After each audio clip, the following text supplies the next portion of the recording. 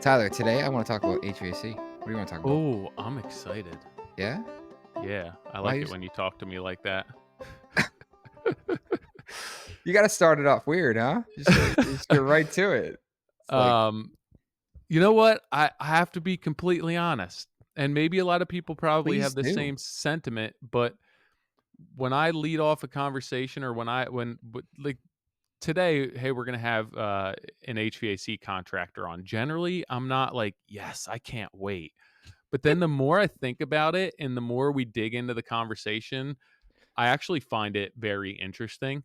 Um, More than just face value of it. Like I find it a very interesting trade, and there's a lot that goes into it that is very complicated. Um, and I actually enjoy it a lot. But right off the bat, I'm not usually super excited to be like, let's talk HVAC. But now you're excited. Yeah, and our listeners should be excited too. I would say so. So we have Rachel Sylvain, CEO of AGS HVAC Services, on the podcast today. She's got an interesting story. She, wasn't intending to go into the trades and pivoted last minute, and has since really grown to the business AGS to what it is today. So today she's going to share that story, and also how she advocates for women in the trades, and what the difference between man versus women and man and woman in the trades is, and why it's important. Yeah, I enjoyed the conversation. I did a bit of digging on her before the conversation as well, and she's putting a lot of content out there, a lot of information out there, branding her business and really being involved with the HVAC community. So hats off to her. I think you guys will all enjoy this podcast, but obviously hop online, let us know what you think. This podcast is brought to you by Andersen Windows. There's nothing more annoying than thinking that you're done with the job and then getting a call back. But you can take comfort in knowing that Andersen's 400 series are the windows with fewer callbacks and the windows contractors trust the most. That's the result of decades of engineering and design excellence to deliver reliable performance every day with a variety of options to suit any home style and preference. Tyler, you recently installed some 400 series windows in your project, right? How was that installation process? Well, first off, I think that we need to grab the ad read bloopers from this because a few weeks off without ad reads has made both of us very rusty. But Just yes, make sure you bleep out my F bomb. yeah, I did recently install a bunch of 400 series windows. We ended up ordering windows multiple times throughout this project because of faulty installations that Woof. created a bunch of issues with this with our project and rotting the windows away and rotting the house away. But I installed some pretty big 400 series windows by myself. Justin was not there that day. They went in, with the proper prep and the rough openings framed the correct size. They went in, no issues. Got them nailed off and waterproofed and ready to go. And honestly, by myself, I actually filmed the entire process, and I have it up on my YouTube if you want to see how I installed those windows by myself. It might just be documenting one of the installs, but you can see all four windows waterproofed. And I actually take a hose and hose down the outside of the building to show you what that looks like. So you can check out my YouTube or Andersen Windows YouTube to see that video. Um, you can find more information and resources about the 400 series windows, including sizing and installation guides, at andersenwindows.com/pros. And Andersen is ANDERSEN windows.com. Guys, before we get into it, this podcast is brought to you by Buildertrend. Are you a construction business owner looking to boost profitability and streamline your financials? I feel like everyone should be, I would but hope so. look no further than Buildertrend, the ultimate game changer for the industry. With Buildertrend's construction management platform, you can say goodbye to cash flow headaches. Their fast online payment system ensures that you get paid promptly, putting more money in your pocket and giving your business the financial freedom it deserves. Don't let payment delays slow you down. Try Buildertrend payments today and watch your construction business thrive. Visit buildertrend.com/MC payments to get started. And lastly, guys, make sure you head over to moderncraftsman.co to our website. We got some cool products on there. We partnered with Hive Notebooks, and we got the Modern Craftsman Hive Pro Notebook, as well as the Musgrave custom made Modern Craftsman pencils. So, again, head over to moderncraftsman.co, hit that shop button, and make sure you grab some before we run out. Rachel, are you guys in Rhode Island or just Southern Mass? We're in Rhode Island and Southern Mass and Connecticut. You have offices, like physical offices? So our physical office is just like we're like an hour south of you. Oh, okay, yeah. How much snow did you guys get? About 3 inches, not Yeah, much. yeah, same here. But it's supposed to start. So it's pouring in New Jersey, so it's making its way up because it's supposed to pour tomorrow. Yeah, But It is. we definitely don't have a state of emergency. No, I we don't. know. So, well, it's supposed to be for 5, so it's 3 now. Dang. But we've been getting a lot of rain lately. Mm. But Uh, yeah, Rachel. What's going on? How are you? Nothing. I like Very how well. you're. Do you always have this mic, or you didn't No, just? so You did not buy this for the. I Did did. you? I You're did. it's crazy. legit. That is legit. So after you asked me, I got asked to be on 3 other podcasts. So I was like, and when I do something, I just want to do it right Mhm. and I want to sound good and I want to look good. You guys are genius. This is podcasting is great for your branding and it's where us in the trades can really tell our story and for our customers and other potential employees to see, so it's just genius. So I figured, you know what, I'm gonna jump on the bandwagon, and if I get to be a guest, hopefully I can be a good guest with good internet connection and good sound quality. That's So better far, than we did for like 3 years, 4. I've listened to the podcast maybe about 5. That is fair. The audio is great, so we're in good shape here. You're well okay, ahead of the good. curve. All Well right. ahead. So did you do the other 3 podcasts? So no, they're later on this year. Yes, we are number 1. Yes, you are. Love it. And so I'm really nervous. So Right now? yeah, I don't know why. Why are I'm you really, nervous? I We're don't just know hanging out. exactly. So I'm just, whew. Well, Well, I'll take the don't be pressure. nervous. It's already started. Yeah, we're Oh, already recording. oh, okay. You weren't supposed to tell her that yet. Ah, Ah, Well, Rachel, you're CEO of AGS HVAC Services, and you have been officially the CEO almost 2 years, right? And then yes. prior to that, you were considered a project manager, and you're an advocate for women in the trades. You attend the Bryant Women in HVAC conference. I want to know all about this. I want to know, like, just to set the stage. You and I, we were fortunate enough to work together on a project that unfortunately has now paused. We never did get to finish that project, but you know, I remember working with you guys, and I mean, your team is dialed. I was super excited to work with you guys, and you were super great through the whole process.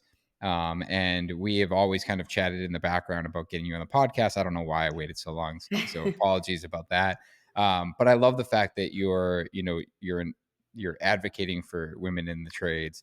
So I'd love to, focus as much of this conversation around that because I think it's super important and it's just not talked about enough. And I know that you put a tremendous amount of work into it.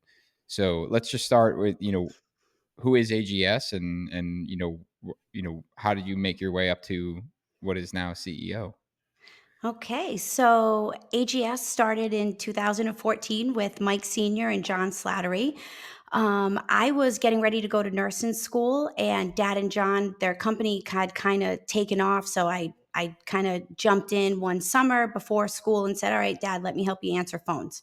And so from there, I fell in love with it. I started doing all the commercial quoting, billing. Obviously, as a small commercial, they were 2 trucks in a truck. Um, just helping out, doing whatever I could. And so eventually my passion just grew immensely for the trade. And I went to my first women's conference and I said, "Oh my God, there's other ladies here that own the businesses, sole business owners. I didn't think that women were in leadership positions in the trade. I work with, you know, gentlemen all day at the supply house from the, on site. So I was like, oh my God, there's a real opportunity in here for me to bring the business part of age or help grow, because Dad and John, their dad is amazing at residential ductwork, and John is absolutely a beast in the commercial side. But what they didn't bring or lacked was the business part, right? So we didn't know what our numbers were. We didn't know what loaded labor rate was. We didn't know that we could say, hey, we have value, we're out here providing great service, and we can charge more. So those really, like, that's kind of like where I fit into the spectrum here at AGS, is more of the leadership and helping grow the business, to where Dad and John are more the field set and minded contractors. Did you end up going to nursing school?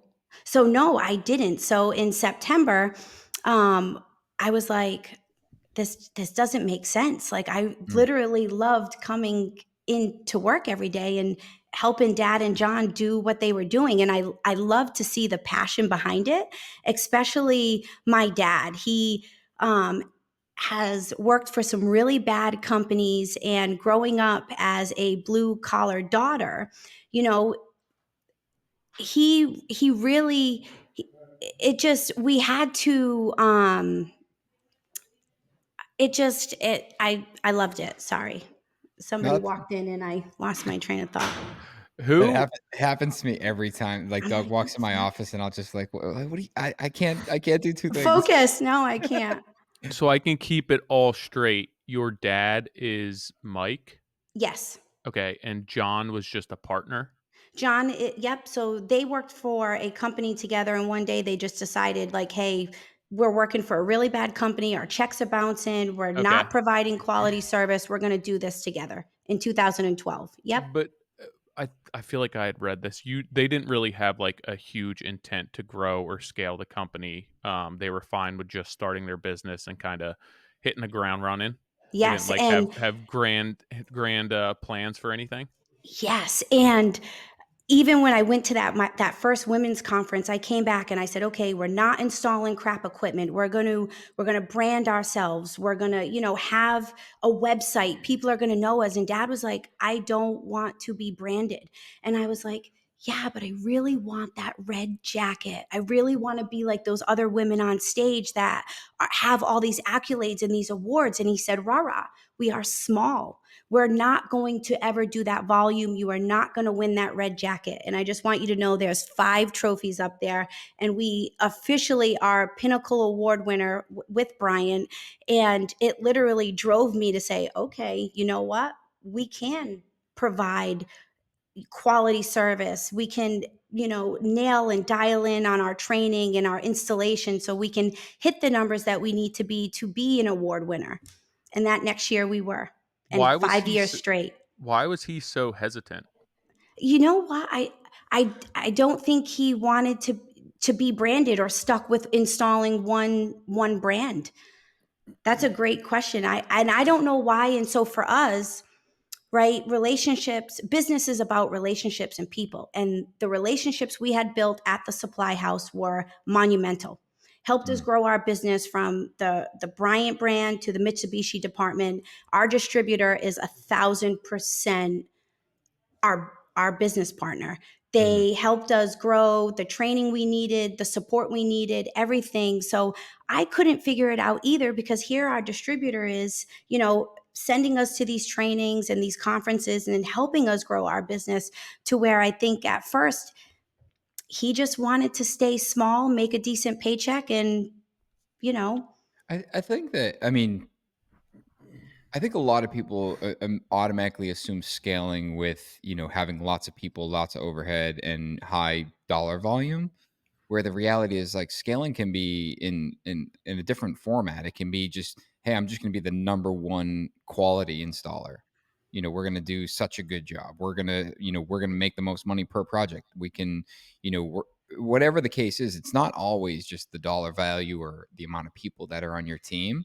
And I think that's where, at least from my experience, like a lot of people, when they say, I don't want to scale, it's that they don't want more overhead is what they're saying. They don't want to have more headache. Nailed it. And so and I said that. I said, in order to scale, all we got to do is be more efficient and be better at what we're doing. So, what our processes and Hmm. systems look like, we're all family. And now all of a sudden we got 15 guys and they're not family members. And Hmm. we don't have a handbook and we don't have a system or a process that says, you know what? This is what our mission is to provide Hmm. value to our customers, deliver what we promise, which is always great service, and communicate well. If Hmm. we don't embody that and get that back to our employees who need to go out and provide that value and that great service, they don't know the expectation. So Hmm. we have to start to sit and form these processes and systems. And that's hard for him. So last week at the end of the year, so 2023 was our like, okay, we're going to get processes and systems in place. We're going to nail this handbook. And so last week he came in and he was like, all right, I'm going down in the shop because it literally stresses him out. And I was like, okay, that's all right. Go ahead, go downstairs. We'll get the handbook set. We're going to go over, what our goal is for 2024 to make the install team more efficient, what we're going to do better on the commercial end on service. So, One yeah. one thing I noticed on your website when I was digging around earlier, which actually had to go back and figure out how I wound up on that page, but I really like in where it's like meet the team, where you have everyone down to just technicians, where it's not just like, hey, this is a member of our team, but if you click on it, it gives a little bio and then tells about what your hobbies are, what your interests are, work aside. And initially, I'm reading that and I'm like, well, this is great if you're hiring this company and this person shows up in their house and it's almost like they already know a little bit about the technician or whoever's at their house. But then I was like, on the other hand, this also probably serves really well for empowering the people who are working for you, where it's like, yeah, they have stake in us, they care about us, they're putting us on their website. And how important is that to you to ensure that you're empowering these people who are working for you? Because at the end of the day, like that, in my opinion, that's who makes your business, the people who are Absolutely. working for you. And A happy how, employee makes a happy customer. And if they feel valued and taken care of, then they're going to go out and provide that great service that's what we want, for the business. And so thank you, because we just implemented that over the summer. And when I told the team that they had to do a photo shoot, they were like, oh, this bougie bitch and her goddamn photo shoots. They were like, oh my God.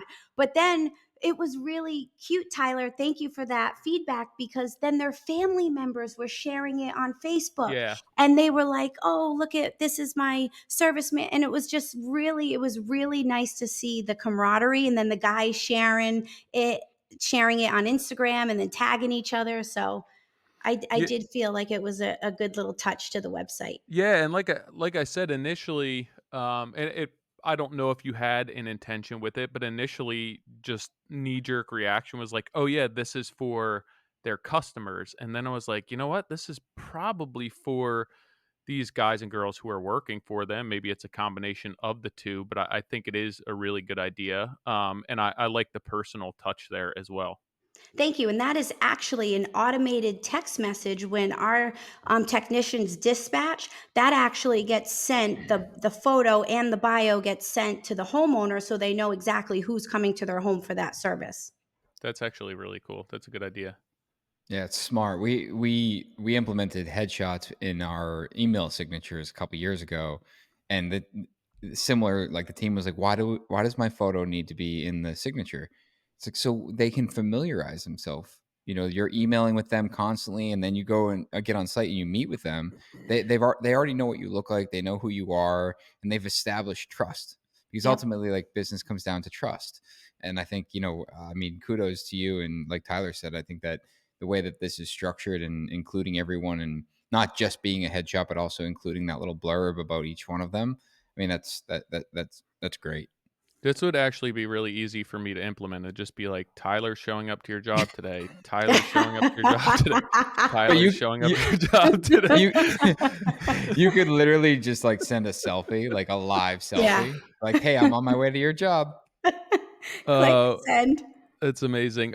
You just mentioned it, and I had seen you mention it in maybe one of your blog posts, but essentially, the happier your workforce is, the more satisfied your customers will be, and I find that so simple and so powerful. But is there anything in particular, aside from what we just spoke about, that you are implementing within your business to ensure that your employees have some opportunities for growth internally and to show up every day and be happy? Great question. Yes. So, actually, the start of the new year, we are trying out 410s for the install team. Mm, We've found that, like, on an install, you're coming to the shop in the morning, you're loading up your truck with equipment, and then you're off to the job. And really, that's a 10-hour day. And install or new construction, it's not bid or quoted for overtime. So these guys were going into, maybe 45, 50 hours extra in a week because they're coming to the shop, they're loading up their material, and then they're off to the job site. So I feel like maybe the 410s will help the company become more profitable, but also help the technicians have that extra day. It's like mm. 52 extra days off a year. You can schedule your doctor's appointments. And then, some of the guys came in on Monday and they were like, oh, the wife was at work, the kids were at school, I had a whole day to myself. And I was like, all right, this is awesome. So we implemented that. Obviously, we started with benefits. So again, like I said, I was a blue collar daughter my whole life. So my dad, if it snowed and my dad had to go out and plow, I knew it was going to be a good Christmas. And I don't want that for my technicians. So we raised our prices on some things so that we could make sure that our employees are taken care of, but also that they have health and health benefits, 401k, everything that you need to provide for your family. Right. And so if we're going out there and they're going out there providing value, great service, our consumers going to pay that because we're providing great service. And in return, I can take care of my guys by making sure that they have financial planning, making sure that they have health insurance and things like that. So that was kind of like our focus with the team, um, and making sure that they feel that value every day. Have you been able to gauge any of the productivity or if there's been an increase in productivity, or is it just too soon, as far as implementing these 410s? So too soon. I'm on my first week. So we're about 9 days into it. So I can let you know how that works by the end of January, though. Were you capturing those costs associated with the extra time and the setup? Like, I was on a phone call with somebody today, and it's different when you have employees, but a lot of times I feel that people are conceding those setup and breakdown hours or the shop hours where you're arriving and loading the van. Were you guys able to capture those costs with your customers, like integrate them into the cost of doing projects? So we weren't. And that's kind of when we sat down and we were looking at the numbers, we weren't as profitable as we should have been. And so that's what kind of initiated, implementing the 410s because we weren't capturing that cost. Um, so was the thought of the 410s becoming more efficient and not necessarily just having a rate hike? Um, like what I guess my question would be, like, with the 410s, you're looking to maximize the amount of productivity. You're having less setup, less breakdown for each and every project. They're not having to leave a job, break the job down, come back the next day, ideally. Um, do you feel that, I guess, is it just like, was that to avoid just a rate hike where we're like, "Hey, you know what? We're not capturing these 2 hours. We're just gonna raise the cost of every job," or were you trying to kind of keep that price the same and just increase your efficiency with this system? Keep the price the same and keep increase efficiency. So Yeah. 1,000%. And so when we had a meeting at right around Christmas, and we said, okay, in order to be more efficient, this is our expectation for our install team. So you're coming in Monday, you're loading up. And what it does is it gives Mike Jr. that Friday.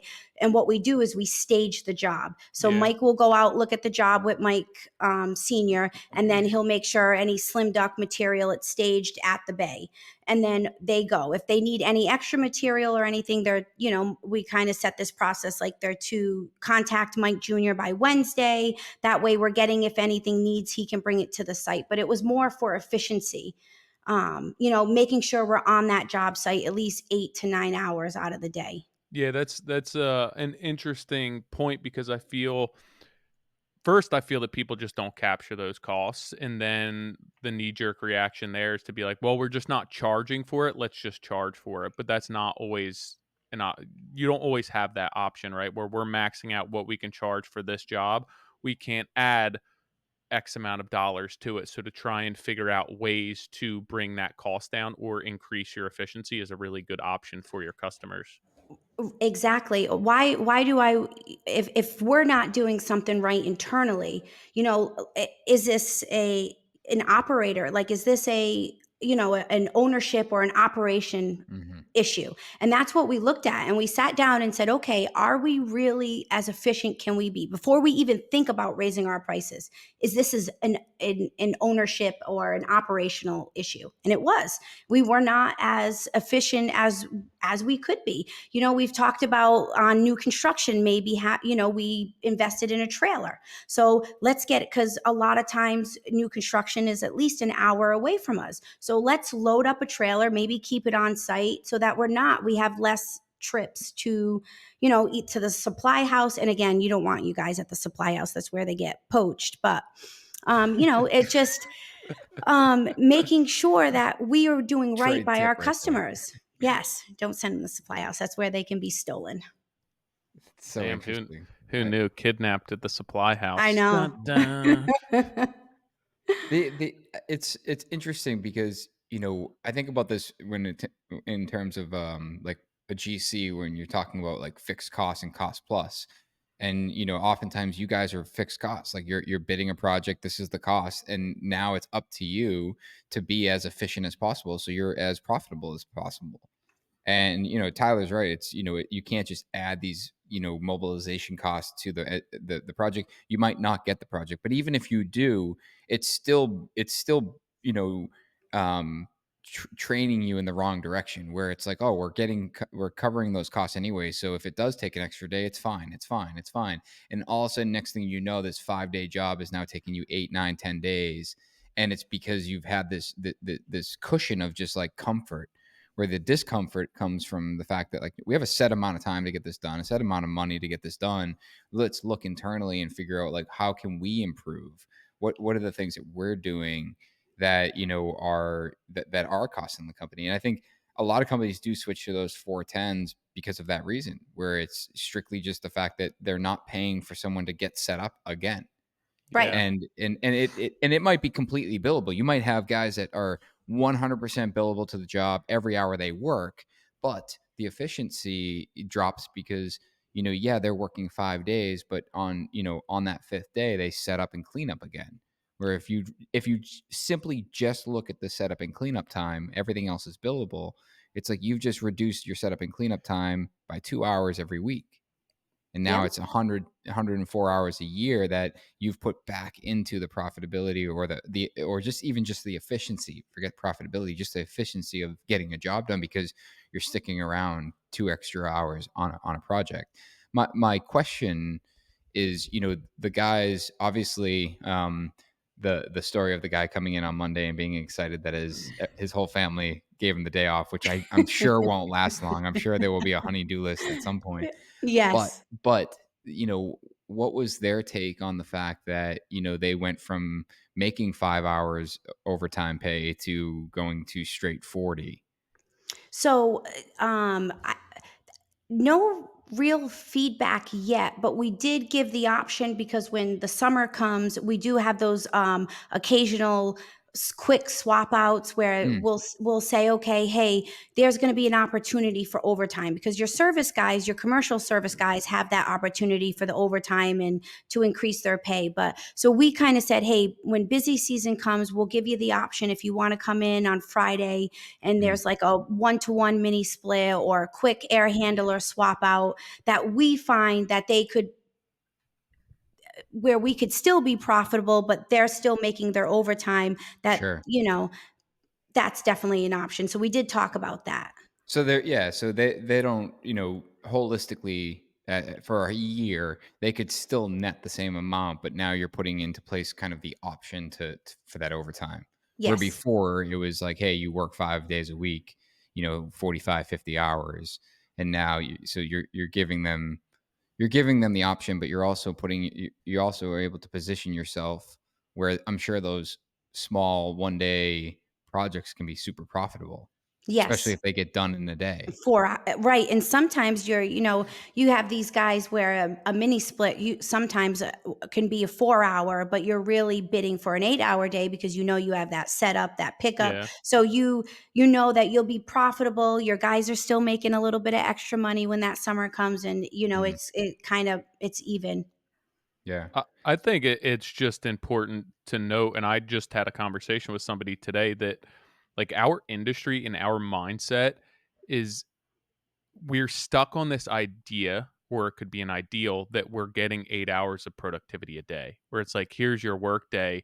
You're going to get 40 hours that week. And realistically, like, there's no week, unless you're putting in extra hours or conceding free hours, that you're getting 40 hours worth of productivity. Like, if Right. somebody stops and picks their phone up, like, the productivity is not that. So to just, even if you didn't make a change, just to acknowledge that, to be like, hey, we're not going to get 8 hours of productivity, but you still have to pay that person 8 hours. How do we address this? And there's many ways that you can address that depending on what your business setup is. Obviously, this is one of them. But I think as a whole, our industry, especially owner operators, don't understand that you can't work 40 hours belt on every week. Like, there's other things that have to get done, whether it's setup, breakdown, and somebody has to pay for that, or systems have to be put in place to account for that. Yes. Agreed. Um, One thing that I saw on your website, which I, or no, maybe it wasn't your website, maybe it was a podcast I listened to, but I like, just super silly that you mentioned route optimization software. And I don't know why, and I'm probably the only person who didn't realize this was a thing, but like, when you have a service industry and you're sending people out for service calls, I mean, I'm sure that UPS, FedEx, and everyone else uses this type of stuff, but integrating that into your business, like, how much of a change did that make? And can you explain to me a little bit better what that actually does for you? Absolutely. So I would say about a year ago, we implemented Service Titan, and it's a full dispatch software, and it absolutely has changed our business, because before we were writing maintenance agreements, or, we were by hand on the customers that were due for their filter changes in the spring or the fall, or even like the optimization that it allows us for that dispatcher. When that customer comes up, it'll say, hey, it'll like alert the dispatcher and let her know, this guy is in that area on this day, to kind of help with the geographical part and make sure we're efficient in the dispatch. And obviously, if it's no heat or no air conditioning, it's same day. But it has been instrumental. The data that it gives us, our conversion rates, how many phone calls are coming in daily that we're booking calls, are we losing calls? And so in this year, we are actually hiring a company to help train our CSRs on being more efficient on taking those calls. But the software has absolutely, it has helped us in so many aspects of our business. What's a CSR? Customer service rep, so a Ah, dispatcher. I don't have one of Yep. Thank them. you. I was like, Yeah. I'm like commercial sales rep, But commercial. that's the type of stuff that can drive you up a wall, and you could be paying somebody full time to try and figure out, well, this person should go here, or I should set them up. And even in a very simple business, that's so difficult to do, but then add in the complexity of, oh, we have jobs coming in at any hour of any day, and to be able to figure out who's the closest and how they can get, like, that could, depending on how many people you have, that could increase X amount of jobs that you can do per day just based on not wasting time driving. And so we increased our conversion rate, I think, by like 30% last year. And the goal is to be 100% with our conversion rates, but it's helped so much on the service side. So that's basically, if you guys get a service call, getting one of your techs out there and then landing that job as far as a Y- conversion rate goes. yes. Are you guys always sending somebody to a project if you have somebody close, or is there like a rule of thumb where you're like, hey, no, we're not going to go look at this? How are you deciding when and when not to send somebody? So that's a great question. Some service techs are more experienced than others. So we do look at the call and have the dispatchers rate that call. So if we know that we think it's something that our service manager or somebody up, that's been in the trade 5 or 6 years on that commercial, you know, on that commercial call, then we'll send that one. But most of the time it's who is the closest and who makes the most sense, because all of them are, I mean, we got a great team. So we can pretty much go out and diagnose, residential or commercial. Yeah. And you guys have been in business, you said 2016, So Dad and John officially opened up the business in 2012, but 2012. they kind of, were still working for another company. They were on the fence. And so I would say in 2014 is really when we started to take off. And it would you attribute, so obviously you've grown, like, do you know how many people work for you at this point? 15. 15. So that's a pretty quick growth. I mean, relatively speaking, within our industry. Being that they didn't have, and none of you really had experience running a business before, is like, what has been put in place and what helped you guys be able to scale and create these systems and integrate these systems? Is it just, hey, they've been experienced in the industry, they saw other companies who ran these type of systems? What have you guys put in place to help you grow so quickly while maintaining a quality standard and really maximizing your efficiency? So in 2016 to 17, in 16 we were only $1 million company. In 17 we had grown $1 million, and that's because we added residential to we were mostly commercial in the beginning. And so we failed. We sucked really bad at business. And so we had that growth, and then it was like, "Oh my God." Like I said in the beginning, we didn't know our numbers. We didn't know what a loaded labor rate was. What was it to really pull that technician up to that service call, and what does it really cost us? But You what know, were you when you sorry to cut you off, but that's okay.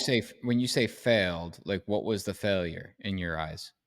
That We didn't know our numbers, that we didn't know what we should be charging. We never really sat down and said, okay, this guy makes this much. How much does it really make, but does that to mean that there wasn't money was it like that you didn't have money in the bank or that you just didn't know? Yes, we Yeah, didn't have cash management. So right. right, because revenue is different than the money you have in the bank. Mhm, Absolutely. Like it's managing that, not being COD. So mhm. again, Dad and John were old school. So in the beginning, we were mailing invoices for 30 days. You fix somebody's AC, a month later, they don't care. Yeah, Right. once it's fixed, who cares? I'll get a check Right, out. exactly, and so it was like I came back from that conference and I was like, "We're gonna we need software, we need a website, we need to be COD." Like, there was a lot of things, and it was like we were working our ass off, but we didn't. Yeah, we were paying suppliers, yeah, we were making payroll, but we didn't have money in the bank, and it Give me was Yeah. like, "What are give we me that doing red wrong?" jacket. Give me that red You jacket. nailed it, Tyler. I wanted that red I jacket. How want that shit. wait, how how soon after you started working for your dad did you go to that conference? Did you say that? So, I believe it was in 2016, so 2 year it was like about 2 2 years. years. And that was introduced to you by your supply yard?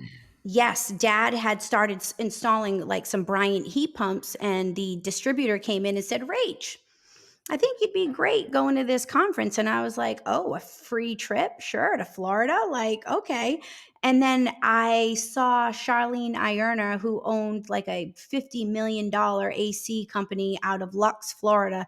She was the keynote speaker. And I was just like, oh my God, she's a badass. Like, she's Mm, killing the industry right now. Like, it was just like, oh my God, we can do this. that's cool. That's a big company. Yes. Is she residential or commercial? All residential air conditioning, Why did retrofit, swap out. why did you guys initially start in commercial? Just experience? So I believe so. So in our trade, the commercial is where the money is at, Yeah. and so that's kind of where I think Dad and John, because my dad had started off as a sheet metal fabricator into install, and then when he started to want to make more money, then he had to go for his refrigeration license and getting to the service trade. Mm. So it was always that commercial was where the money was at. Why So is that's that? you know what, I don't know because I find me and Mike Jr. find that the residential swap out is just it's You're talking great. like you leave all the existing ductwork, you put a new heat pump in a Indoor unit and we're indoor out. unit. Right. Mhm. Yeah, I mean, I feel And like people are happy. yeah, Yep. because they got a brand new system. You're I not think it hot and you're not cold. yeah, and I think, I mean, I know a lot of electricians that do similar where they do, knob and tube replacement, Yeah. and it's like, yeah, they all a client wants is, "I just want this knob and tube out of my house." Yeah, no Yep. problem. And I've talked to them, they're like, "It's the most profitable division," It's like because it roofers, man. As long as it does, like it was leaking before and it's not leaking anymore. Nobody's getting up there and looking at it. As long as yeah. no water comes in, you're good. Yeah. Yeah, that is true. Some of the some of the wealthiest people I know in the trades are roofers. But Yeah. so I know my HVAC guy did residential and then was looking to get into commercial because it was more lucrative. I don't know exactly why. I mean, I feel like there's a lot more money typically in commercial construction. Just the numbers are bigger, the contracts are bigger, you're there for longer. You can work whatever hours you want. Um, I think that there's probably less customers when you're doing commercial, so efficiency probably goes up. But I know that most people go from residential to commercial, not the other way around. Yeah, so yeah, yep. That's how it started. Commercial and then we started to bring in the residential. Was it was it hard for them to make that switch at that point? I feel like it would be more difficult just dealing with more customers and different systems and everything else. It was.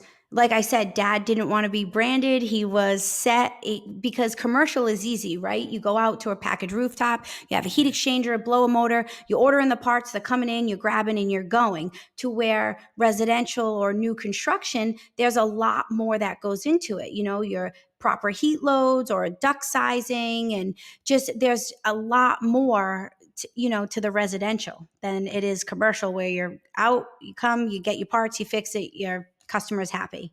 Yeah, every house is different. Every house has a different age. Insulation packages are different. I Yes. feel like there is even just with load calculations a lot more um to know. So you guys now have, you said, 15 people working for you, Yep. and how many of them are in the field?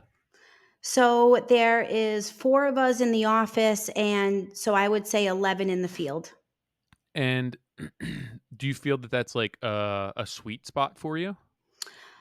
So I would like to add another, I want another red dispatcher. jacket. That's right, yep. I want the big award, Tyler. I want Dealer of the Year, so There I'm you still go. not there yet, but, so we've had our red jacket for 5 years in a row, but, I would like to add more to the install team. I really love partnering with the trade schools and seeing these young kids come in just so gun ho. We had one kid 2 weeks ago come in, and he had this portfolio, and he was like, "I'm the only one not out on co-op," and he had all his work, and I was like, you're hired. I'll see you next week.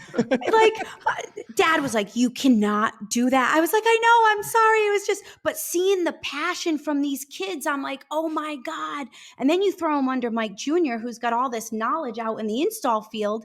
And then you have social media, which Tyler, I was going to ask you about.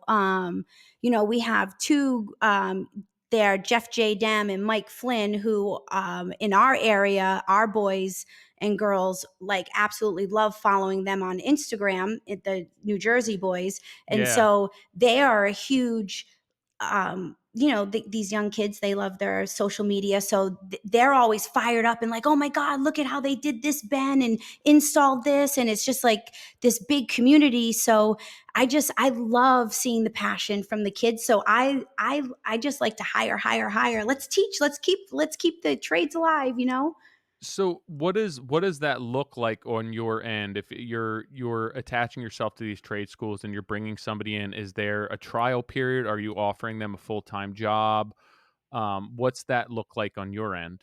So it is a trial. So while they're on co-op, it's kind of like we're feeling them out. We're kind of seeing like, okay, do they have the initiative? Are they asking the right questions? Do they want to be here? So with our luck, Sorry, is this high school or college? high school, Okay. So it's and like a then summer internship. or they so with the trade schools here, it's you have 2 weeks in academics and then two Mm. weeks on in the field. Okay. So we take them for the 2 weeks, and then in the summer they're here all summer. But then when they graduate and they become seniors, if so right now we put them on the Massachusetts apprenticeship program, and we get them earning their hours to go for their license. Hmm. Another way how we embody and show them value, so they can, obviously with the more licensing and they grow in the trade, it's, better pay. So um it, it it's kind of like a trial, and then they, after high school we kind of say, okay, we offer them a full-time job. And is everyone who works for you as a technician required to get their license? Not required, but we definitely want them to. It's definitely something that we push, for them to get their RT license. How come? Just because you can only work on certain systems like 10 tons and under on a commercial rooftop, but it also just it you don't want to be fined when you're out on the roof, but also like it just the more you have on your resume, we want to help them build that. Yeah. So is there any concern that, and I don't know enough about where you are, but I was just having a conversation with the guy who works my electrician's lead. So in Jersey, it was always until recently, and I never looked into this more than the conversation, so I could be making this all up. But forever, even like a plumbing license, whoever works for that plumber can work underneath their license in Jersey. So like the plumber holds one plumbing license, whoever he hires, they're basically signing off on, I'm managing and overseeing all of this work, but his employees don't have to have their license. But the electrician's lead was telling me that he was going to get his license. And I was like, how come? Are you looking to start your own thing? And I guess he had said that they had just switched it, that you're only supposed to be doing certain things when you have your license versus not having your license. I don't know if that's always been the case and they're just cracking down on it. But my thought was like, is there any fear of people going through this and then starting their own company or going and doing their own thing after you provide a job for them, get them through school, and then they're like, "All right, peace out. I'm going to get my red coat." So, hopefully not. Hopefully we're creating a culture and something where they want to be a part of. So hopefully not. But also starting a business is not easy. So being a one man chuck in a truck is fine, but trying to add employees, the grass is not greener on the other side. And as they get into leadership or being a project manager, the headaches of payroll and all the everything about being a business owner, it's not. A lot of my technicians are like, nope, just I'm passionate about what I want to do, and I just want to be out in the field and do it. So, speaking of leadership, Has it been difficult for you to step into this leadership role, in a predominantly male-driven industry? I mean, I think that leadership is difficult enough, and then you're Yeah. choosing an industry that is primarily men, whether, like you said, it's in the supply yard, it is inspectors, it's it's just a male-driven industry. So how challenging has that been for you? You know, we have the opportunity to change the narrative, right? The narrative of men versus women, right? Like, we bring perspectives and ideas that maybe the trades haven't seen before, and it's more of a together thing, right? Yeah. Like, what it's just, I haven't had challenges, right? I feel like if I'm fair and respectful, my team or my suppliers or my subs that we work for, our contractors, they're going to be respectful back. So I'm hoping that we can change the narrative of this, like, men versus women, and it's mostly male. It's We're all human, we all have ideas and perspectives and work together towards one goal. I also think that the men versus women mentality is saying that we both bring equal value to the table, and Right. that's not true for men versus women. That's also not true for man versus man and woman versus woman.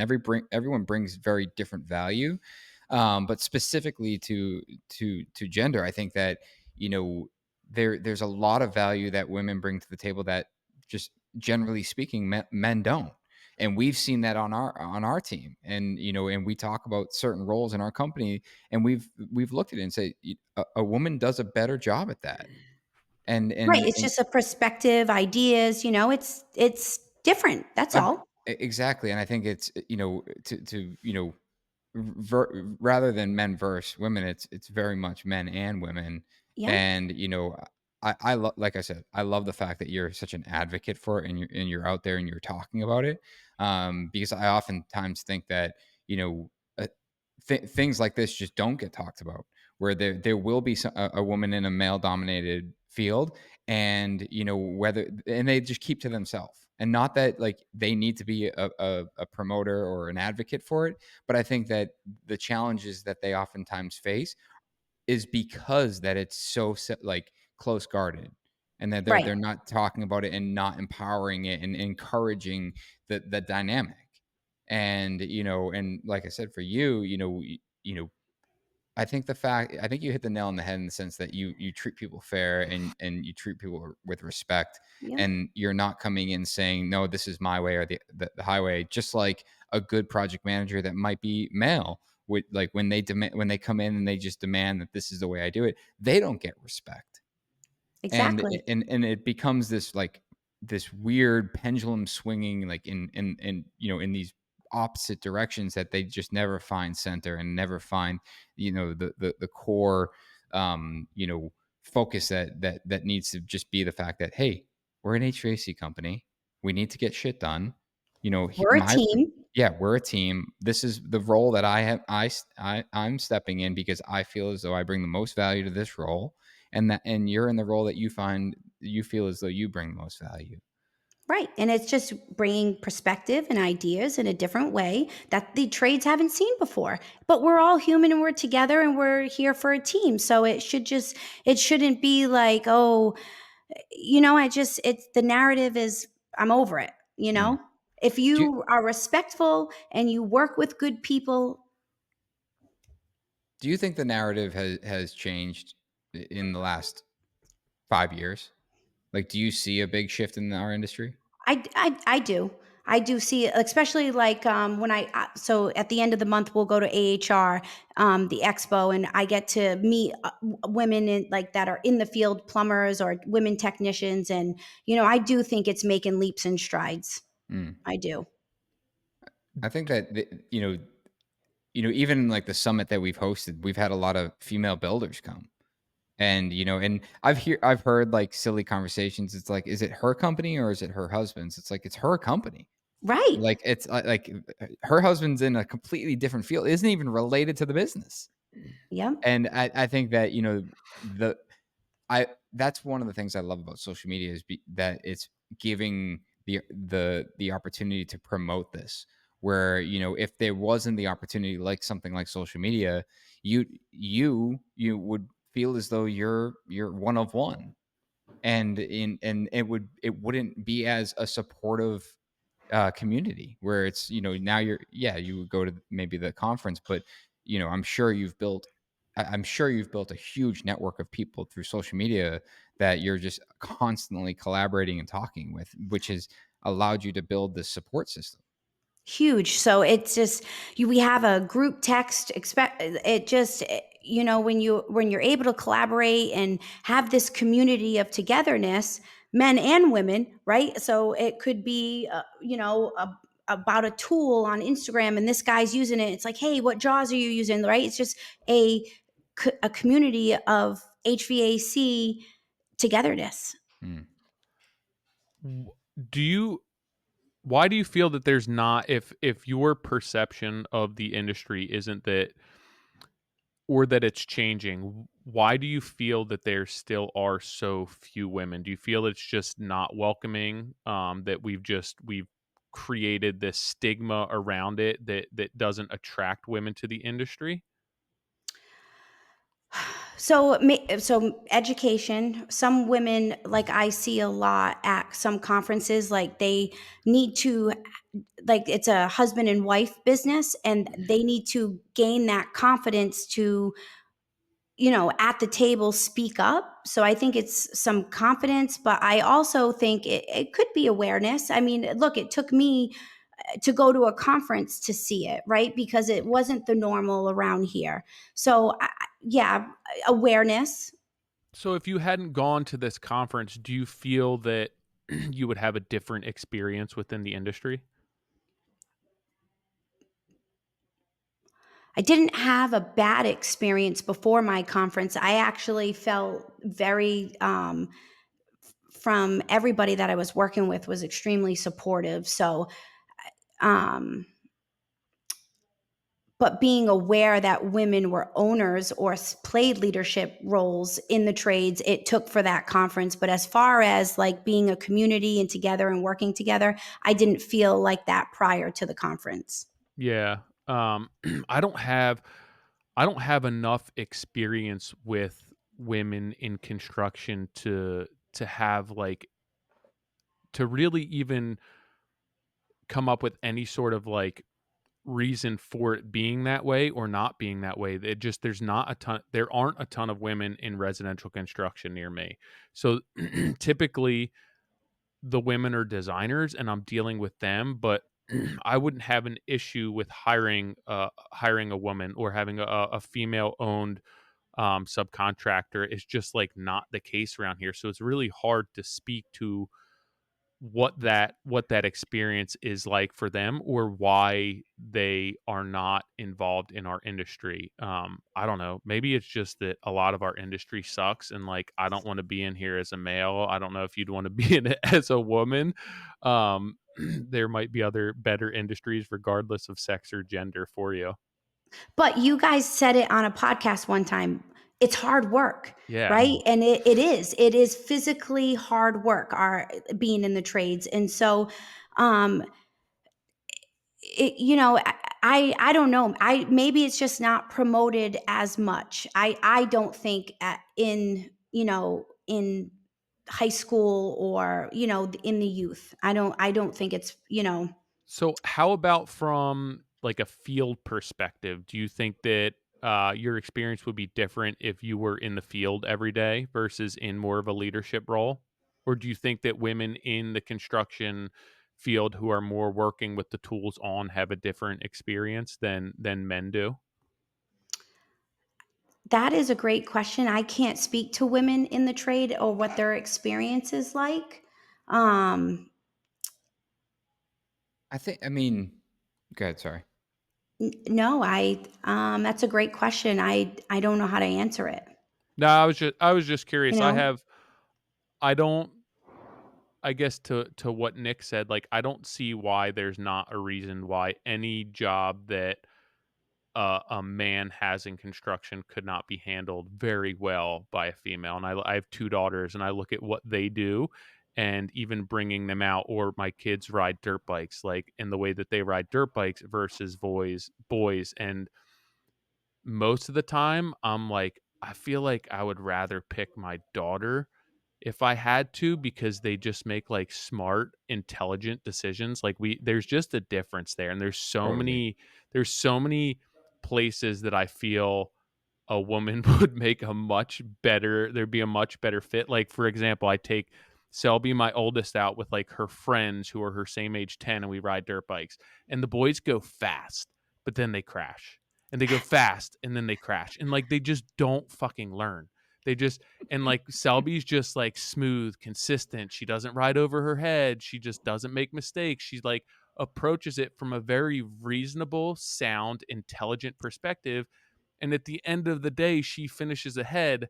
But it's like the boy's the mouse that just keeps, like, getting shocked every time it wants food and never learns from it. So do you feel that she's easier to so she's more coachable? So my dad always said this with me, or like in sports when with softball. So my brother played baseball and I played softball, and I would listen and I was coachable.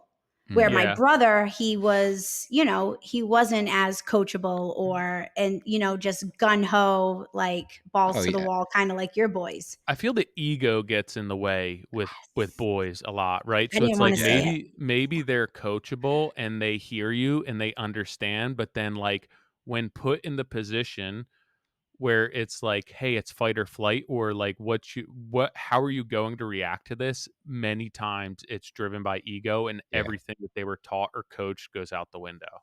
But it's also, I mean, I also think that just women, I mean, I think it's proven that women just mature faster. Like having both boys and girls, my son is just, he can't pay attention. He's like, he's all over the place. But my daughter, like, she will appear as though she's not paying attention, but she hears everything I say and will repeat it back to me like word for word. Where, it just, and I think that's just, going back to something you said earlier, Tyler, is just like why aren't more women in the trade, or why isn't it more diverse? I mean, I think besides the social pressure on it, I think that just frankly, like there's things that women like to do more than men, and men like to do more than women. That's just the reality of it. And but I've definitely seen some badass chicks in the trades, like physically working, slinging steel around, plumbing, electrical, and they work harder than some male. It's just like at the end of the day, it's they're totally capable of doing it. I think that the physical side, yes, like you can. There's all these there's everything that says, "Oh, well, it's hard, it's harder work," or like men are stronger. Like none of that shit really matters because there's, every single person is different. But Yep. I do think for in my opinion that women do have a much smarter approach to things, Yeah, and like they don't they're make as many dumb decisions. no, and they're more thoughtful and intentional in the way that they approach a conversation, or the way that they might put together, like whether it's something on the computer or whether it's something that is physical. It's just like there's more effort that goes into that thought process. Every time that I have to, like, have a communication or, like, communicate with somebody when there's an issue, whether it's a designer, a customer, an employee, I definitely send the email to my wife first to be like, "Just go over this because this is coming from my emotion and my ego, and I need you to make sure that this is, like, okay." And then I get angry when she wants to change things because 'cause I'm like, "No, why do I have to No. change that?" So I used to do I would do that every once in a while. I now use ChatGPT because it is Takes the emotion right out of it. far less opinionated of who I am. Yep. I'm like, Um rewrite this without any negative emotion. I'm like, "Oh, wow, Yeah. that looks so much better than I just typed up." Yep. Um, I was reading, I think it was a blog post of yours, and it was regarding business and how the why is really important. And you mentioned that everyone has a different why, but the important thing is that you do have a why. What's your why for doing what you do within the HVAC industry and within your company? So my why is my people. And what a great question, because I had Lady asked me that about 2 months ago, and I was like, "What is my why?" But I sat and I thought about it, and I was like, "It's my people, it's my employees, it's my customers, it's the people that we're working with every day."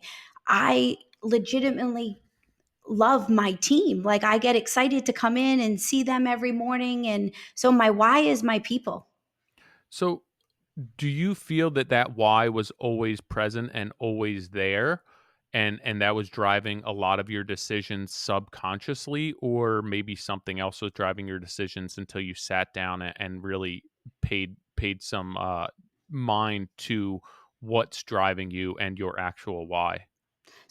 Probably subconsciously, just because you're being a business owner, you have all these people's employees, their life is in your hands. Basically, you're making decisions and every day. So until I sat down and really thought about it, it was like, okay, this is why I do this every day. It's because of my people and my customers, and I want to see them succeed. I love the passion that they have, but I might have been driven subconsciously, and what Yeah. my goals are every day, or growing the company, or how are we going to get better at this so that we can it make AGS a better workplace for you, make the culture better so you can make more money. And so everything that drives me in the decisions that we're making, it's so that we can better our employees. So what happens if that why no longer serves its purpose? Do you feel that's just like a natural adaptation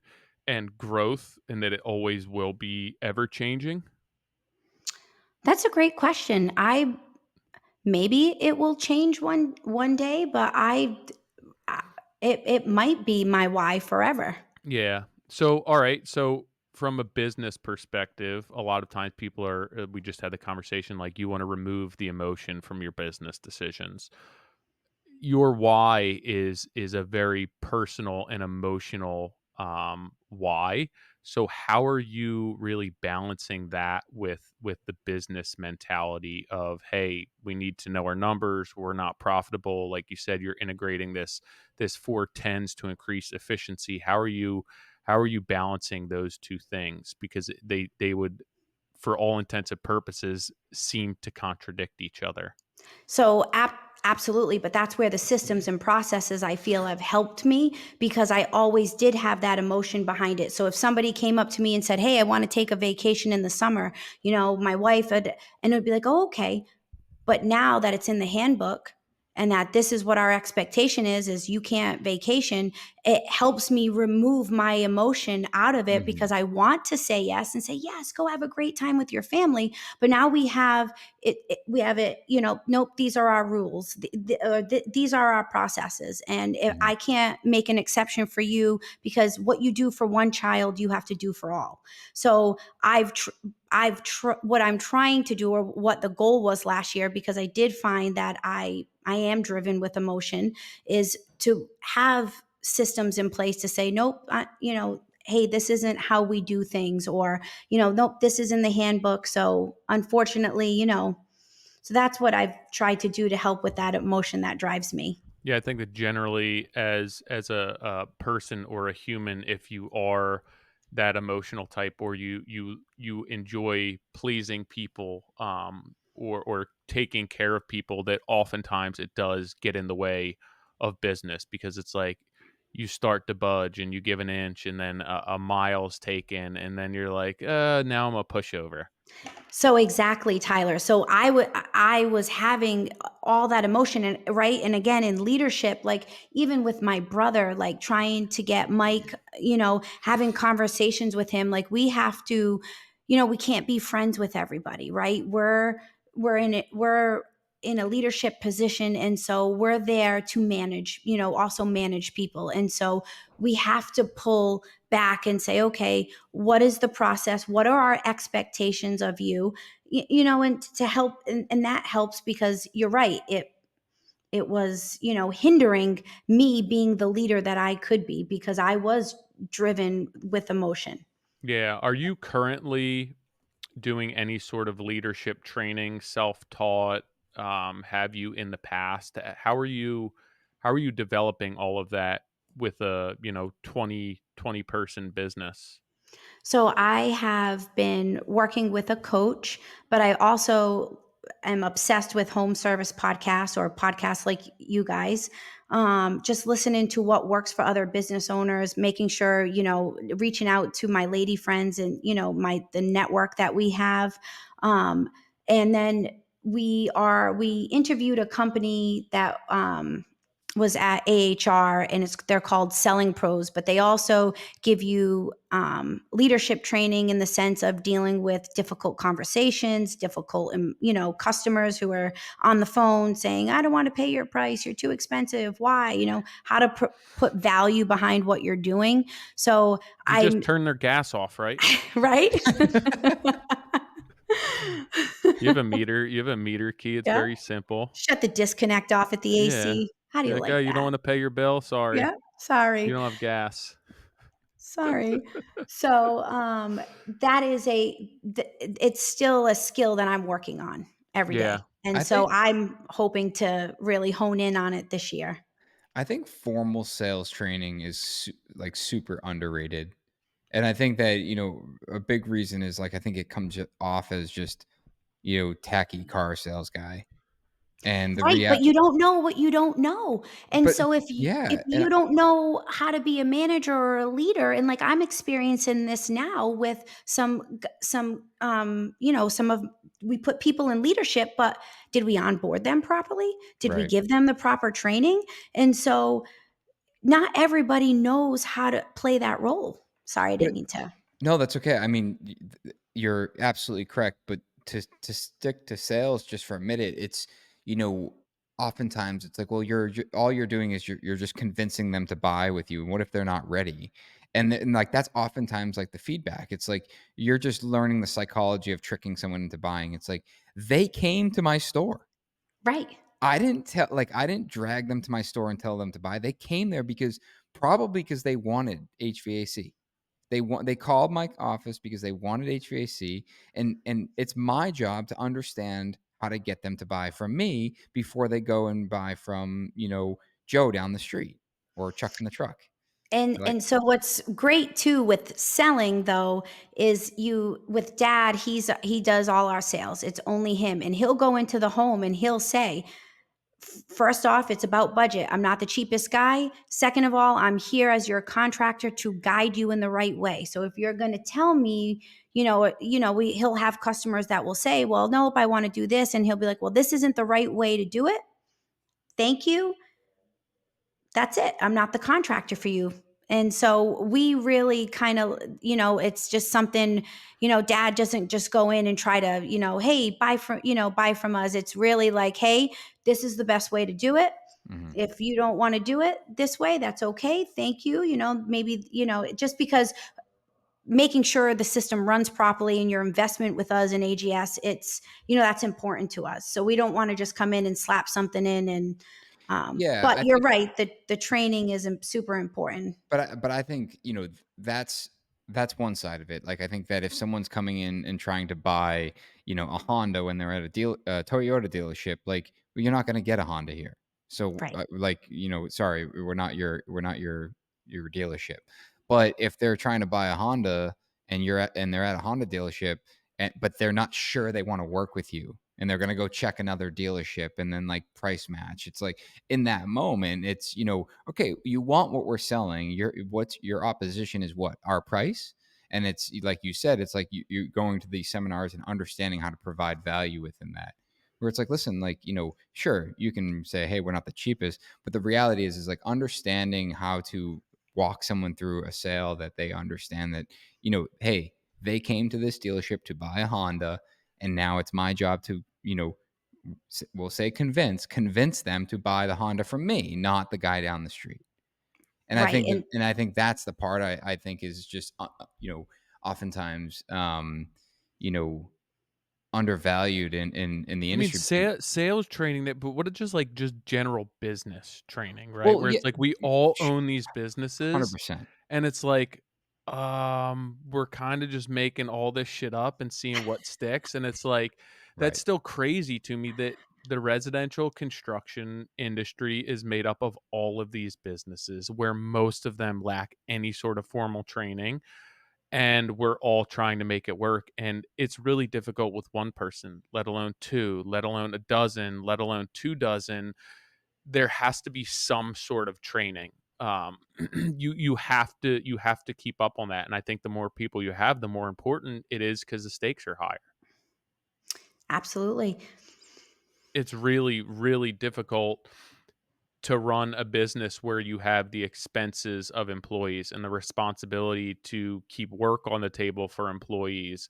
And I think that especially with the run that you've had from 2014 till 2024 now, like there's been ups, there's been downs. We've experienced COVID. You've also grown throughout that. So like year to year, your business is probably much different than the prior year. Like your business is probably still changing. And I think that's something that Nick ran into where it's like shit's changing so fast that what am I using as a metric to gauge what's working and what's not working? Because last year my numbers are this, but we were structured completely different. And so like you need somebody to be able to help you to make sense of that and really digest and break down and inventory all of those numbers and what works for your business. I know Nick was talking about it on a podcast before, but we too have, came back and restructured. We rebranded. We added some, different wraps to our truck. We upgraded our website. We implemented this dispatching software. So How it pissed is your dad? so He's pissed. so pissed. He's so He just pissed. drive a plain truck with, like, nothing on it. He does My actually. my first interaction with Mike Senior was amazing. Like, Was it? Oh no. I think I told you, I showed up on the job site and I walked down and I walked up to him, I shook his hand. I'm like, "I'm Nick." He goes, "And you are who?" And I was like, "I don't know how to go from here. I I own don't NS know. Builders." He's This like is part of the sales he process. he's like he's like, "Cool."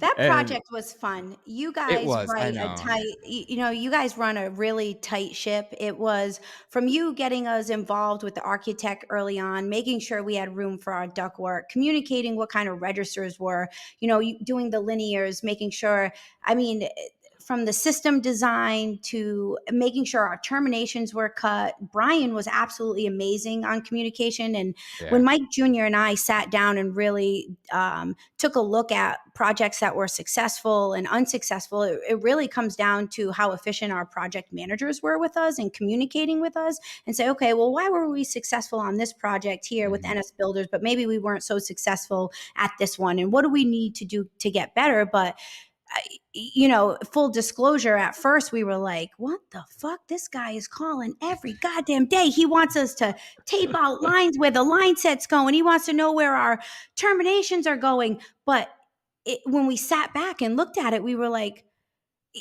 Nick, it helped us be successful because we were in and out of that rough. It was like, okay, we're here, our terminations, line sets ran, blah, blah, blah.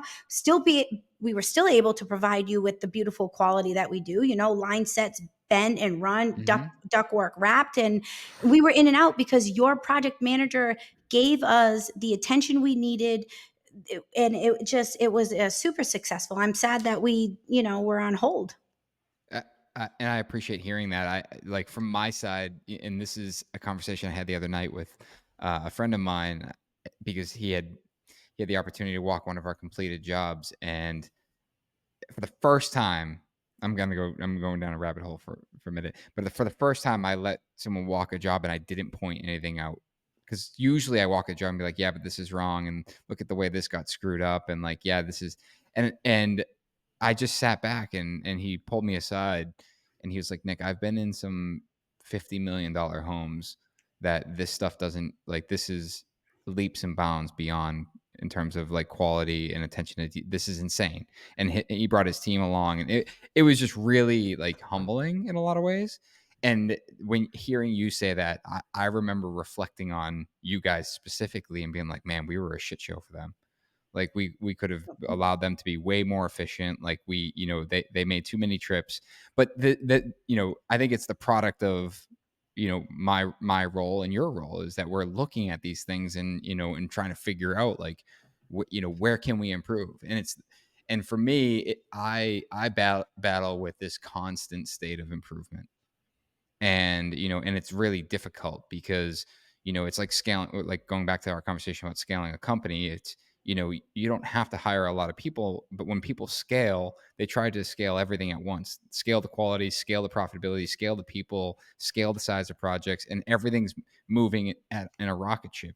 Where it's like, if you were to just focus on one thing and only focus on that one thing, you could get really good. And I think that, for me, I'm always looking at like all of the areas that we can improve. Um, so I thank you for that. And for the record, like, you guys, I mean, we talked about you guys for months after that, and I think I even Yeah. reached out. I was like, "Hey, will you do this project?" And you're like, "Ah, that one's a little far." I'm like, "All right, let's find a closer one." Yes, and we look forward to it. My team really enjoyed, but when Junior and I sat back and reflected, the project was managed. How involved you got us with the architect, like caring about where our ductwork is actually going. Like, you Mhm. made room for us. Oh my God, this is It's amazing. Somebody's having a conversation before we're on site. This is crazy. I think So and the system design was amazing too. Like, it just I kudos, because it was ran very efficiently. I mean, I think that's a conversation in its own, and we certainly don't have time to unpack the entire thing. But I think that from HVAC and mechanicals, and especially in residential, and this is probably why commercial is more profitable, actually, is because commercial, they spend the time and understand where all the duct layout goes and the piping goes. And in my days in high rise construction, I had worked on a project in Boston that was supposed to be 31 stories tall, and I forget how many feet it was supposed to be. It was it whatever it was. They end up like, they couldn't go any higher. Say it was 297 feet. That number sticks in my head for some reason. I was They wondering why. It's a very random I'm number. pre- I'm almost positive that was how tall the building was. But they in a meeting, they decided that they were going to make it 32 stories tall. And I was like, "Oh, that's interesting. Like, I thought we couldn't go any higher." Like, I'm not in the meeting. I'm just like, "That's my process." And they're like, "We didn't. We're taking a couple inches out of every floor and adding a floor."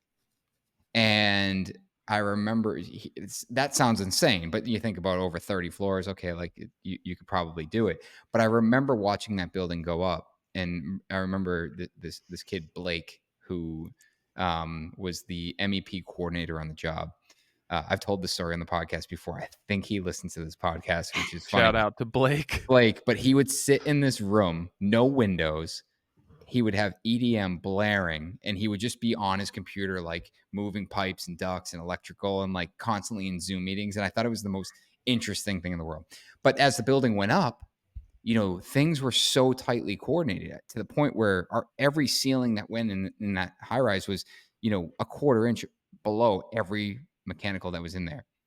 Beam penetrations were cut, months in advance for a piece of ductwork to pass through. And to think that, like, that took an enormous amount of coordination and prep and pre-planning. And then you go to residential, and here you are applauding me for just making room for your ductwork. Never mind giving you a dedicated path, but just making room. Right. Because what happens typically, like, that I see, house gets framed, they strap the ceiling, because that's what we do in New England. And then it's like, hey, I want you to put your ductwork. It's like, you're either cutting out all of my strapping, or you're running flexible ductwork through the entire joist bay. Exactly. And then if we can't run that flexible duct, because we really don't, we try to keep it to the end of 5 feet to Yeah. help with sound. That's it. We want nice straight duct for proper airflow. But then we don't center a register, and it's like, well, you didn't make room for our register to be Yeah. centered on that window. But you And so didn't tell me. It's like, I shouldn't have to tell you. Like, this it, is supposed to be planned for. Right. We should have had a conversation during, the framing, or certain, because your guys get up there, they hang the equipment, they start running their duct, and it's like, okay, well, this framing or this is in our way. And, we're not able to center something. And it's like, okay, Mhm. well, let's have a conversation before, It's you know? funny. It's funny. You know, Brian and is no longer with NS, and he went off to do his own thing in a completely different field, which I commend him for. But I remember being on site, and you guys had to run like it was like a 6-inch round pipe or something like that. And there was he told me he was like, "Hey, they don't want to cut this; they want us to." I'm like, "Well, that makes sense. It's all structural, like I joist." Like, and he's like, "All right, how do you want me to cut it?" And I think he thought I was just gonna say cut, take a sawzall or a jigsaw, and I was like, "Let's make a jig and then use a router and make sure it looks super clean." And he's like, and he's like, "What?" And And What? that's when and he put in his 2 weeks. That's Now but no, like now he's a horse I trainer. was like Oh, like, I was like, "Snap a line and then just make sure they're all super neat," because, like, we want this to be neat looking. yeah. And, and at the end of the day, it's like, what? It took an extra 10 minutes, 20 minutes, and it's like, but then you guys come in and your ductwork fits, and you're not opening a hole a little bit bigger because we made it the size that you asked us to make it. And, I mean, that's a little taste of the how anal I can be about the silly little details. But ultimately, I think that in residential, it's just not planned for, and we end up with subpar installs, and then it's like, hey, this room isn't getting enough heat. It's like, well, you have no idea what it took for me to get ductwork over to that room. So yeah, I believe it. It's Do like, you well, think I need you to fix it. It's like, well, you didn't give me the opportunity to fix it. And then you try to tell the homeowner that, like, we had a huge, huge house down in the Cape, and she wanted ductwork with California looking linear diffusers. And dad Mhm, went in there, nope, mini splits, mini splits. Well, when you're building a $10 million home, the homeowner doesn't want to hear that. They mhm, don't want to see the ductless, they don't want to see the ceiling cassettes. And it's like, okay, multiple walkthroughs, right? On how we were going to get ductwork up. It took like 6 units, Nick, just to feed this house that didn't need all this equipment. But mhm. we had to place a unit on one side of the house, it just multiple split systems. And now 3 years later, we have static pressure issues because we don't have the right duct sizing for these linear diffusers. We don't have the proper airflow back to the coil. But the Mhm, homeowner, who are they mad at? mhm. Right. And it's like, well, we had multiple conversations. Your house was not architecturally designed for ductwork, and we told you. So Yeah. now it's like, okay, what's the process going to be like on a job like this where we're telling the homeowner, hey, are they signing something? What's the I mean, they email have thread to, look right? Like, right? at Like, the end of the day, it's, we're at a point where, we have to install what we can back up, whether that's warranty or just simply back up in the sense that this is going to work. And if they force our hand otherwise, like if you have obviously have the opportunity to walk away, do that. But if not, there has to be a very clear understanding, like you are accepting full responsibility of the performance of this. We are professionally advising you against doing this. yep. And do you so learning curve. do you feel like so much of the way that we approach just design around HVAC is a byproduct of us integrating it into older homes that never had it in the first place, where it's just like, put it wherever it fits, and we just adopted that standard with new construction? Probably in some sense. I think, 'Cause, I mean, forced hot air was not always a thing. I mean, heat in homes wasn't mhm, always a thing, and then it's boilers and radiators and radiant heat, and then forced hot air's coming later. And I feel like in old homes, it's like, well, we're just gonna put it where it fits, or put a unit in the attic and drop it down in one in the basement because we can't get ductwork in the walls and space pack and everything that they've come out with to try and retrofit these homes. And it's like we just almost go into it like, well, if we can make it work in these older homes that never had it that are finished, we can do it in a house that's roughed in. well, I also think it's expectation where, the if you're just getting heating and cooling in a home, like okay, you've done the job. But Yeah, now the expectation is like, well, every room is perfectly climate controlled. It's like, well, that's a completely different expectation. Like that yeah. needs to be engineered for that. You Every know, room has a return. Yeah, and not but not beyond that, it's also the fact that, you know, our standards in terms of energy efficiency, where it's like you can put bullshit ductwork everywhere, feed it from the top, feed it from the bottom, upsize the equipment, and you're gonna be able to heat and cool that home, plenty, but your electric bill is gonna be enormous. And you're Or probably, and if you're oversizing, like you said, and you don't have the proper ductwork, you're also not dehumidifying, right? So Yeah. you're not pulling the put moisture out of the air either, right? Because in order to dehumidify, that fan has to run really, really really, really low to pull that air across that evaporator coil, drop the moisture, and then deliver the dry air. And that's not going to happen if you're oversized or you have improper, return duct, or it So doesn't work. essentially, the So system's not staying on long enough to actually dehumidify the air because it's exactly, you're going to oversized. short right. cycle. Yeah, and ultimately goes back to, well, it's heating and it's cooling, and that's all like that expectation is. But as you know, everything is becoming more complicated. That's just the reality. Like a home used to be, very quote unquote simple to build. Now everything is becoming more complicated because the expectations are higher from a design aesthetic, from a performance aesthetic, everything.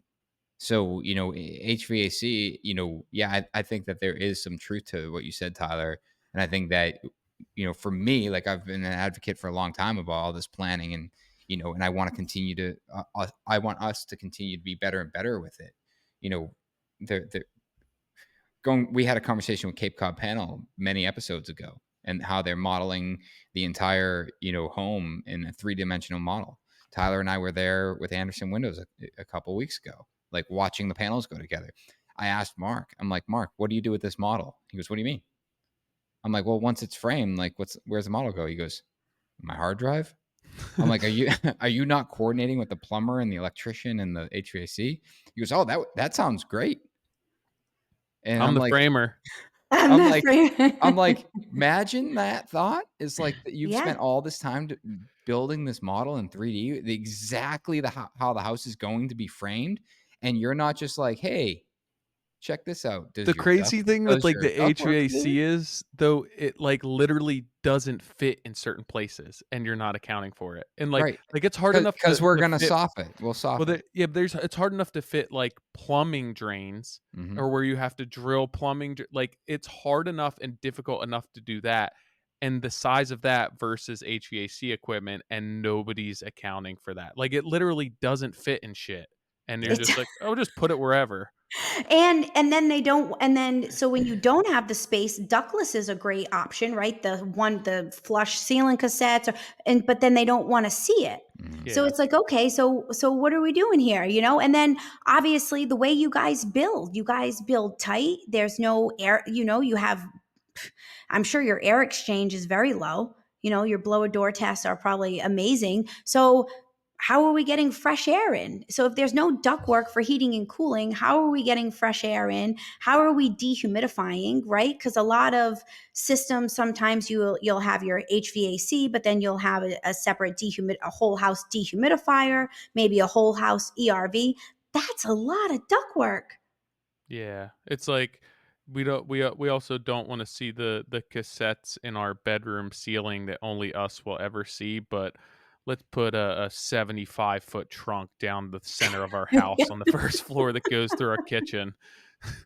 Right. I'd We rather see that prioritize the wrong soffit. I'd things. rather see that Yeah. soffit than the 2 people who are ever in my bedroom seeing a Mhm. ceiling cassette. And I think Nick made a good point during a conversation we had. And I just think it's education, right? Mhm. Like educate, whoever, whether it's architects or, the builder, it's just educating, it's just, if this is what you're building, ask the The questions, I or, it should be a partnership. even on a cassette or a wall unit, or, it again, it comes down to planning and thinking about it ahead of time. If you're gonna And come in that's and slap up head units, sure, they might look like shit because you're not considering where you're gonna be sitting on the couch and looking at it, exactly. like, it's all about thinking that through. We did a project years ago, and they had all, wall units in the home, and the architect detailed this little screen that went in front of them. that was part of all the architectural millwork. It looked dynamite. You wouldn't even know. Yeah. Yep. And he's like, "Yeah, I don't have any room for ductwork because I want all the steel exposed in the building, so I I just mean, need to more use." and more of all the high efficiency, like small builds, super tight builds are all mini splits. Yeah. And it's, and it's there's this like weird prioritization of what, we're supposed to do where it's like, well, that unit's going to be really, really efficient, It's so. efficient. The tax savings are crazy for the heat Mhm, pumps. The incentives and rebates that Massachusetts has, it's like a no-brainer to install mhm, a high efficiency heat pump. mhm. Yeah. That's the route to go. Well, I know that I can speak for myself and say that we appreciate you taking the time to hop on a podcast and chat with us. I uh, I know that it's difficult to step away from business, especially New Year, especially when oh wait, it's Tuesday, so you only have 2 more work days left this week. Well, I'm here Um, on Fridays, so oh I damn it, wish. Womp Yeah, womp. I'm not. damn Yep. it. Yeah. All right, well So, maybe you'll get 410 soon as well. right? But I appreciate you coming on and just chatting. And I know you had said that you were nervous to hop on here, but I think you did well. Nobody's going to be able to tell you were nervous. Well, thank you, because I know you guys have a lot of followers, and I was, like, nervous, and I'm like, "Am I gonna say the right thing? Is somebody gonna be, like, you know, all of a sudden just trolling?" And so I Oh, was, but if you get trolls, then you've made it. You've Yeah, totally made okay. it. But I thank you, Tyler, because I was nervous, and thank you, Nick, and Of course. I'm excited that I had the pleasure of sitting down with the both of you. Of So thank course. you. Yeah, yeah, Rachel, absolutely, you're awesome. absolutely. I would venture to say that as far as like podcast setup and the image and the background and the microphone, you're more legit than Then, us. I mean, This is like 6, 7 years it took to get here. So you've definitely hit the ground running. Well, thank you. Thank you. Rachel, I appreciate it. I'm excited. Hopefully, we have another opportunity to work together in the future. And Yeah, before sorry, Nick, I wanna before we hop off, Nick can yeah, finish what he's saying, but then where do you work? What's your company name? How do people get a hold of you? Rachel Sylvain, AGS HVAC Services. We are located in Westport, Mass. We're tri state, though, Rhode Island and Connecticut. My Instagram is HVAC Rara, and they can get a hold of me through Instagram, email, inquiry through our website. Cool. I just wanna make sure we got that out there. Sometimes we forget. my thought was I was just was saying that I wanted to do another project together, I and would like that and too. I'll give you and hopefully you utilize that 3D model that is so well put together by someone like Cape Cod Panel. It's so amazing. And so we actually work with a consultant that does our heat load and our duct layout, and it's something that we can do and provide with our, so Let's change the way we're doing residential HVAC. I love it. Make it Let's do more it. profitable to, so More efficient, Mike Senior's like, damn, residential is more profitable. right? Yes. Awesome. Rachel, thank you so much. We'll certainly be in touch. Excellent. Thank you guys. I appreciate it. Nick will get you all signed out of here so that Okay. we retain everything. So all you're gonna do is, if you're in full screen, exit full screen, and then there is a leave studio button on the bottom, with a little red X. Do you see that? Oh, yes. Leave studio. So when you Yep. click that, you're gonna get a pop up. I have no idea what it says, but it's gonna just basically say you're going to hit OK or whatever it says. And then on the next screen, it will just say, leave this screen open until you're fully uploaded. It should take 30 seconds. Once it says 100%, you're good to go. Okay. Thank you, Awesome. gentlemen. Thank you. Talk Appreciate to you it. soon. Thank See ya. you. Got it. Got it. Everyone has this. It's so funny when the pop up goes up. They're always like, what is that? What did What I is that? do? Did I What is hit that? something Uh, wrong? Am I uploaded? Rachel's awesome. Um, I that mean, was dude, I think you walked Rhode Island with me when they were done with their yeah. rough. Yep. It's just super clean and like they were just super dialed and even Mike Jr., who I didn't, shout out earlier, but he you could tell he cared and he thought about it and he worked really closely with our super on the job site and just made sure that what was going in made sense, Yeah. and just like it's really refreshing to work with people like them.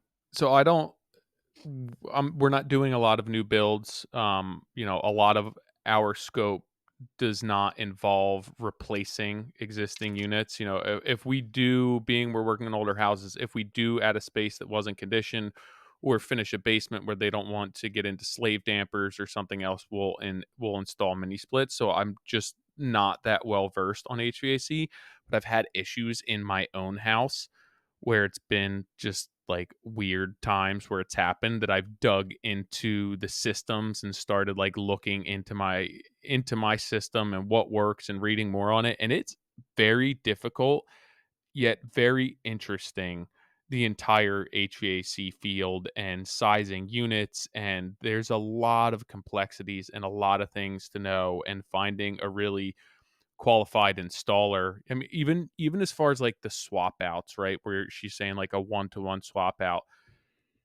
If you just have somebody who's coming in and, oh, this is their size condenser, this is their size air handler in the basement, we're just going to swap these out. This is what was here. And the ductwork wasn't sized for that because somebody oversized the unit down the road and they're not looking at that and taking that into account. You're just perpetuating a problem, which is probably Yeah. why your unit failed in the first place.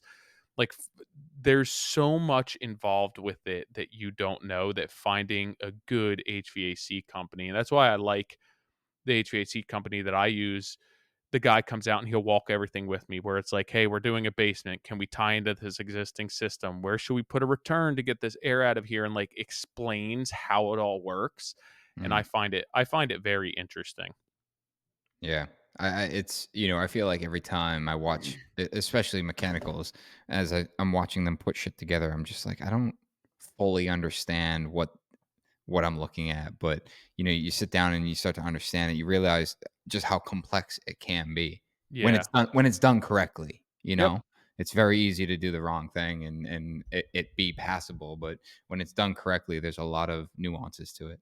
Yeah, I used a guy early on, who was a family friend, and everything that he would do, he would really be very like judicious with his load calculations. Mhm. And he told me that so many people oversize systems Mhm. and that you don't need to do that, and at the end of the day you're actually doing more harm than good.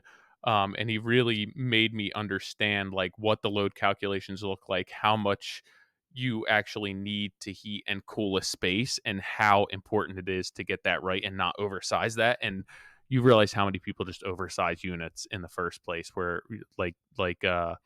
Rachel said, are short cycling, and not doing the job that they need to. But if you have a proper load calculation done and somebody who knows what they're doing, they can size your system accordingly, and you're not paying for what you don't need. So, guys, if I'm curious at your thoughts on this whole conversation, especially in residential HVAC design and execution, head over to Instagram, sharing your story about a time that I mean, just a story, whether it's good or bad or a learning experience. Would love to hear what you have to say. Make sure you tag us on Instagram at Modern Craftsman Pod, um, and let's keep this conversation going. One time I went, my heater stopped working. Hmm. And I was like, I don't know why my heater's not working. The thermostat, everything was kicked on. I'm like doing diagnostics with the wiring. Everything's good to go. And it's just like my blower weren't turn on. I'm like, what the hell's going on? And I think it had been shut off since the previous year. We'd had the air conditioning on. This is the first time like the furnace is going. Hmm. And I start pulling things apart and I find a bird in the transducer, like that must have been made a nest like in the pipe. And then when it turned on, it sucked it down in and was like lodging the wheel shut. And I was Amazing. like, this is the thing. This That's is six the hundred bucks problem, right there. dude. So I sent it to the guy, who normally would fix our stuff. And he actually said, bird in the transducer is worth two in the bush.